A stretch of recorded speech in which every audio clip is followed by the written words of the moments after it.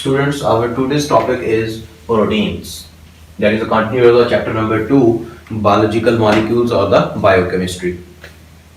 अब इसमें इस टॉपिक में हमने क्या देखना है कि प्रोटीन्स क्या होती हैं, उसके फंक्शंस जो है वो क्या हैं, ये किस है।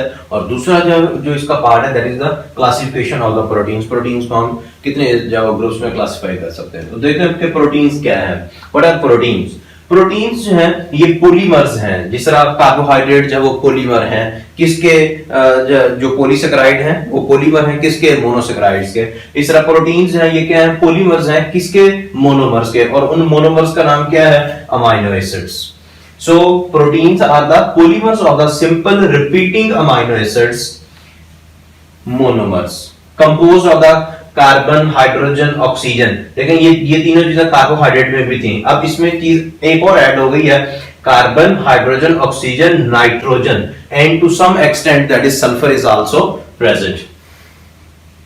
तो प्रोटीन्स क्या हुए, ये मैक्रोमर्स हैं, ये पॉलीमर्स हैं। ये किसके जो वो पॉलीमर्स हैं, मोनोमर्स के। कौन से मोनोमर्स हैं, अमाइनो एसिड जो वो मोनोमर्स हैं। अमाइनो एसिड मोनोमर अपने आप को बार-बार जो है वो रिपीट करेंगे, पेप्टाइड बॉन्ड जो है वो बनेंगे उनके दरमियान, तो अमाइनो एसिड जुड़ते जाएंगे और एक लंबी चेन जो है वो बन जाएगी, that is polypeptide chain and then that is called the protein. Protein जो ऑर्गेनिक कंपाउंड है that is found that is most abundant in the living cells. इनको लिविंग सेल्स में ये जब वाफर मिकदार में देखा गया है, क्योंकि इनके फंक्शंस ही जो है ऐसे डाइवर्सिफाइड है कि इनको जो है वो वाफर मिकदार में होने की जरूरत है। जब एक सेल का ड्राई वेट जो है वो लिया गया तो उस ड्राई वेट में 50% से ज्यादा वेट जो है वो किसका था, प्रोटीन्स का था। So 50% of the dry weight of a cell are protein, have the weight of the proteins.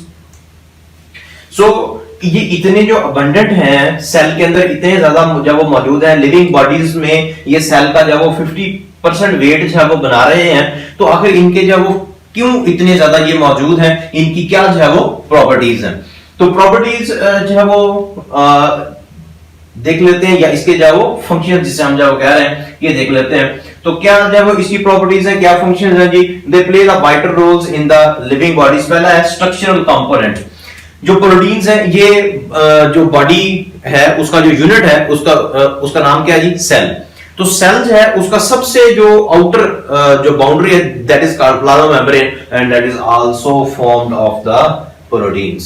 Plasma membrane की कंपोजिशन में आप देखेंगे उसमें आपको लिपिड और प्रोटीन्स जो मिलते हैं 60-40 की जो रेशियो में। तो प्रोटीन्स जो है ये प्लाज्मा मेम्ब्रेन भी जो है वो बनाते हैं। उसके अलावा जो प्लाज्मा मेम्ब्रेन के अंदर जो कंपोनेंट है, एंडोप्लाज्मिक जो रेटिकुलम है, राइबोसोम्स वगैरह ये वो, तो राइबोसोम्स को तो राइबोन्यूक्लियोप्रोटीन पार्टिकल्स जब कहा जाता है कि उसमें 50% जो वो प्रोटीन्स होती हैं। तो सेल के जो कंपोनेंट्स हैं, ऑर्गेनेलीज हैं, सेल के जो स्ट्रक्चर्स हैं, इसके अलावा जो पूरी लिविंग बॉडी के जो स्ट्रक्चर्स हैं, जिस तरह जो है ये नेल्स वगैरह हैं, ये हेयर्स वगैरह हैं, ये सारी क्या है, ये प्रोटीन्स हैं। They form the structural component of the cell as well as the structural component of the living bodies, living organisms. दूसरा as enzymes. enzyme इन यीस्ट से ये निकले हुए जो है वो केमिकल्स हैं, लिविंग ऑर्गेनिज्म ही इसको जो है वो बनाते हैं। और ये लिविंग ऑर्गेनिज्म में क्या करते हैं, ये मेटाबॉलिज्म को जो है वो कंट्रोल करते हैं। एनाबॉलिक रिएक्शंस, कैटाबॉलिक रिएक्शंस जो बॉडी में हो रहे होते हैं, तो उनको कंट्रोल करने के लिए, उनको स्पीड अप करने के लिए जो है वो एंजाइम्स जो इस्तेमाल होते हैं। तो एंजाइम क्या है, enzymes are protein by nature. ये जो है वो नेचर में क्या है, प्रोटीन के बने हुए होते हैं। तो इसलिए हम ये कह सकते हैं कि as enzymes proteins control the metabolism of the cell. For example cellulase, it is the enzyme that control the breakdown of the cellulose in the herbivores. Glucokinase, that is the enzyme that control the conversion of the glucose into the glucose 6-phosphate. Zygase, that is the enzyme from the yeast that control the fermentation process में जो हम ethanol बनाते हैं उसमें। तो means या वो कहने का मतलब ये एग्जांपल्स जब देने का मकसद ही ये है कि आपको पता चल जाए, एक्सप्लेन हो जाए कि एंजाइम्स जो हैं वो हमारी बॉडी में, हमारे सेल्स में मेटाबॉलिज्म को कैसे जो है वो कंट्रोल करते हैं, क्या क्या जो वो कैसे कंट्रोल कर सकते हैं। तो ये 2-3 जो एग्जांपल्स दिए हैं। हार्मोन्स जो हैं ये भी प्रोटीन नेचर के, सारे जो हार्मोन हैं वो प्रोटीन नेचर के नहीं है, कुछ जो है वो स्टीरॉयड नेचर के भी जो है वो हैं। तो लेकिन मोस्टली जो है वो हार्मोन्स के हैं, प्रोटीन नेचर के हैं, आया या वो पॉलीपेप्टाइड चेन्स पे होंगे, या वो अमाइनो एसिड्स के जो वो सिर्फ होंगे, या जो वो फिर फुल प्रोटीन मैक्रोमोलिक्यूल जो वो होंगे। तो as hormones proteins regulate the metabolic processes, ये मेटाबॉलिक प्रोसेसेस को रेगुलेट करते हैं, किसको चलाना है, किसको बंद करना है, किसको तेज चलाना है, किसको स्लो जो है वो करना है। For example insulin cause the conversion of the glucose into glycogen. Thyroxine जो है that cause the metabolism, increase the metabolic rate, increase the growth rate, ये उसको जो है वो कंट्रोल करता है। Oestrogen, they are the female hormones, they control the formation of the egg and the female reproductive cycle, ये उसको जो है वो कंट्रोल करते हैं। तो प्रोटीन्स हार्मोन की शक्ल में भी हमारी जो वो बॉडी के प्रोसेसेस को रेगुलेट करते हैं।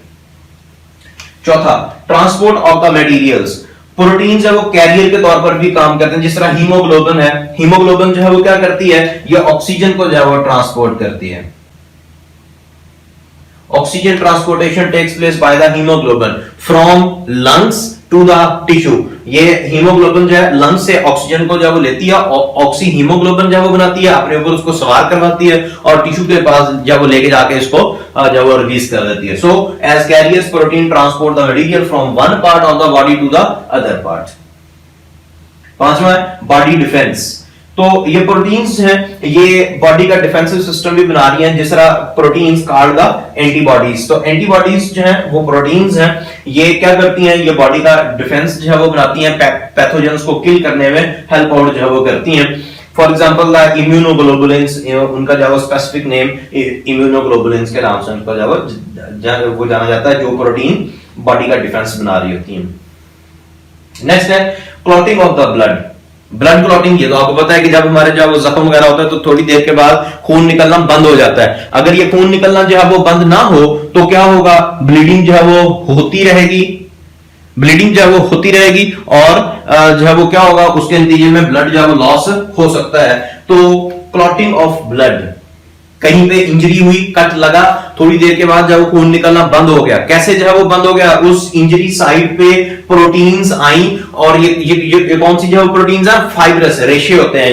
ये रेशे अपने आप को यूं क्रिस क्रॉस पैटर्न में जब अपने आप को अरेंज करते हैं और वहां पे जो है वो एक मैश बना देते हैं, ताकि वहां से जो सेल्स हैं, जो बड़े जो पार्टिकल्स हैं वो क्रॉस ना कर सकें और थोड़ी देर के बाद खून निकलना जब बंद हो जाता है और वहां पे क्लॉट बनना जब शुरू हो जाता है। So blood clotting protein help to prevent the loss of the blood by clotting at the site of the injury। तो ब्लड को ये क्लॉट करने में हेल्प करते हैं। कौन सी प्रोटीन्स हैं, फिब्रिनोजन एंड प्रोथ्रोम्बिन। ये अच्छा, ये जो है वो ध्यान में रखिएगा, ये इनएक्टिव प्रोटीन्स हैं। फिब्रिनोजन इनएक्टिव प्रोटीन है, prothrombin is also in inactive form. When they reach to the active site, जब इसको जो है वो इंजरी साइट पे जब वो ले जाया जाता है तो फिर इनको एक्टिवेट किया जाता है। फिब्रिनोजन फिब्रिन में कन्वर्ट होती है और प्रोथ्रोम्बिन जो है ये थ्रोम्बिन में कन्वर्ट होती है। तो fibrinogen into fibrin, prothrombin into thrombin, and then they act at the site of the injury. Seventh है मूवमेंट्स और द लोकोमोशन। ऑर्गन की मूवमेंट, जिस तरह हमारा स्टमक है ये कॉन्ट्रैक्ट रिलैक्स जो है वो करता है, जिस तरह हमारे ये मसल्स हैं ये कॉन्ट्रैक्ट रिलैक्स करते हैं, हम जो है वो चलते फिर, ये जो मैं चल फिर रहा हूं, ये जो मैं बोल रहा हूं, ये मेरे जो ऑर्गन्स और ऑर्गन सिस्टम जो वर्क कर रहे हैं, जो मैं जो है वो मेरी बॉडी मूव कर रही है, that is all due to the proteins. For example actin हो गया, मायोसिन है, ट्रोपोनिन है, ट्रोपोमायोसिन है, ये सारी प्रोटीन्स हमारे मसल्स में मौजूद हैं।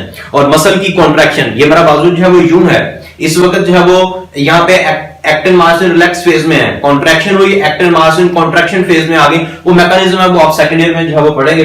तो ये एक्टिन, मायोसिन, ट्रोपोनिन, ट्रोपोमायोसिन, ये सारी जो प्रोटीन्स हैं ये हमारे बॉडी के ऑर्गन्स को मूव करवाती हैं, हमारी जो एक्टिविटीज हैं उसको जो है वो कंट्रोल करती हैं, ऑर्गेनिज्म की जो लोकोमोशन है उसको जो है वो कंट्रोल करती हैं, सारी जो वो प्रोटीन के जरिए से होता है।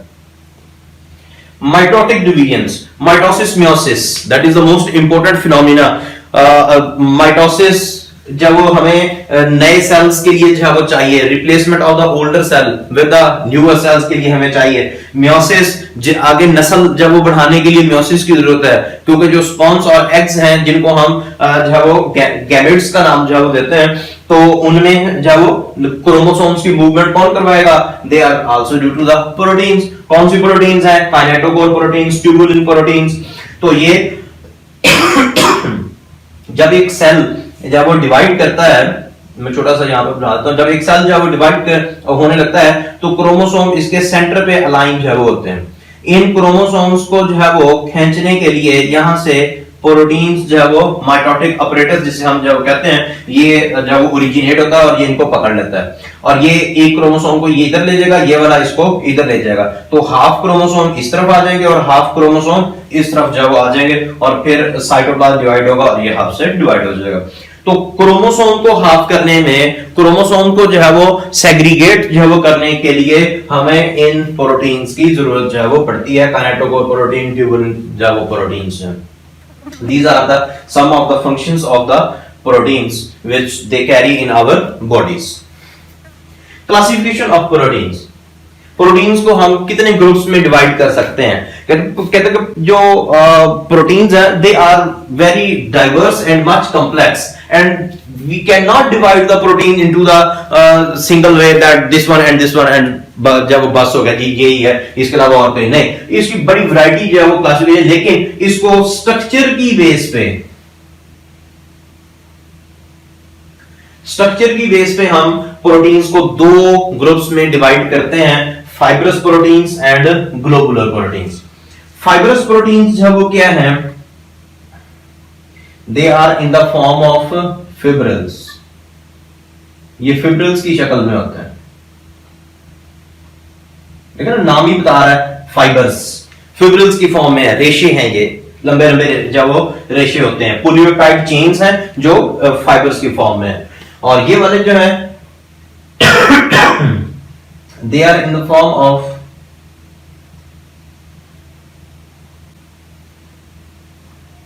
spherical, they are in the spherical shape,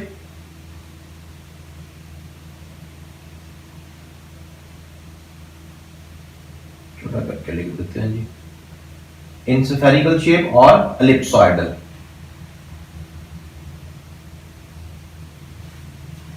तो इनमें जो पॉलीपेप्टाइड जो चेन्स होती हैं वो क्या होती हैं? वो आपस में इंडल्ज जो वो हो जाती हैं और वो इसको एक स्फेरिकल स्ट्रक्चर जो हो जाता है। फाइब्रस प्रोटीन्स हैं, ये सेकेंडरी स्ट्रक्चर रखती हैं।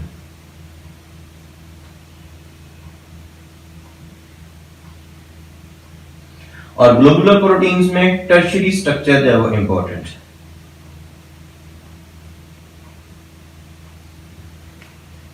इसमें टर्शियरी स्ट्रक्चर होता है। फाइब्रस प्रोटीन्स हैं, ये पानी में इनसॉल्युबल है,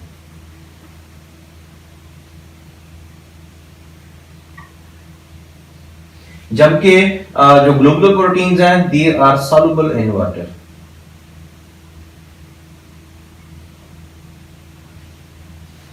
चूंकि ये पानी में इनसॉल्युबल है इसलिए हम इनको क्रिस्टलाइज भी नहीं कर सकते हैं, so they can not be crystallized, cannot be crystallized, but the globular proteins, they are soluble in water, so they can easily be crystallized।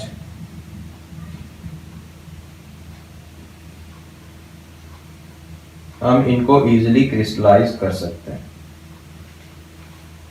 चूंकि ये फाइबर्स की शक्ल में है तो फाइबर्स में इलास्टिसिटी जो है वो होगी, they are elastic in nature, ये इलास्टिक होते हैं, जबकि ये तो है ही गोल मटोल स्फेरिकल जब वो स्ट्रक्चर्स के हैं, तो स्फेरिकल स्ट्रक्चर्स जो हैं उनको खींचा या तोड़ा मरोड़ा जो है वो नहीं जा सकता, तो ये इन इलास्टिक होते हैं, they are inelastic in nature globular proteins. They play structural role, क्योंकि ये पानी में इनसॉल्युबल हैं तो इसलिए इन्हें स्ट्रक्चर्स बनाने के लिए इस्तेमाल जो है वो किया जाता है, ये स्ट्रक्चर्स जो वो बनाते हैं। जिस तरह साइटोस्केलेटन हो गया, cytoskeleton that is formed of the fibrous proteins, they play the structural role in the body. और चूंकि ये पानी में सॉल्युबलाइज्ड हो जाते हैं, so they play the functional role.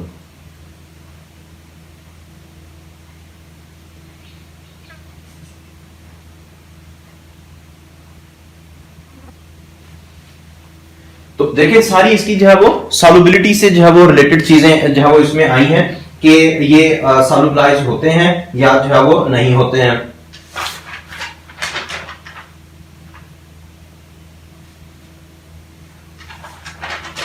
और देखें इसकी जो है वो ये फिब्रिल्स की फॉर्म में है, वो स्फेरिकल शेप में है, वो उसमें सेकेंडरी स्ट्रक्चर होता है। सेकेंडरी स्ट्रक्चर जो है वो क्या करता है, ये लीनियर जो है वो शेप में होता है, उसलिए ऐसे हम इसको सेकेंडरी स्ट्रक्चर जो है वो कहते हैं। ग्लोबुलर जो है ये टर्शियरी है, स्फेरिकल शेप जो है वो इनसॉल्युबल होते हैं पानी में, वो सॉल्युबलाइज जो है वो होते हैं। और ये जो है वो क्रिस्टलाइज नहीं किए जा सकते, और ये जो है वो क्या हो सकते हैं, क्रिस्टलाइज हो सकते हैं। और ये इलास्टिक होते हैं, ये इनइलास्टिक हैं। तो ये चूंकि पानी में सॉल्युबल नहीं है, ये स्ट्रक्चरल रोल प्ले करते हैं, ये पानी में सॉल्युबलाइज है, ये फंक्शनल रोल जो है वो प्ले करते हैं। तो चूंकि इनको क्रिस्टलाइज नहीं किया जा सकता, तो ये डिसऑर्गेनाइज भी नहीं हो सकते, can not B disorganised due to the physical or the physiological changes in the environment. But these globular protein they are very sensitive. ये सेंसिटिव जो होती हैं, इसमें उसके एनवायरनमेंट में, उसके फिजियोलॉजिकल एनवायरनमेंट में जरा सी भी जो तब्दीली आई तो इसका जो फंक्शनिंग का लेवल है वो डिस्टर्ब हो जाएगा। They can be disturbed or disorganized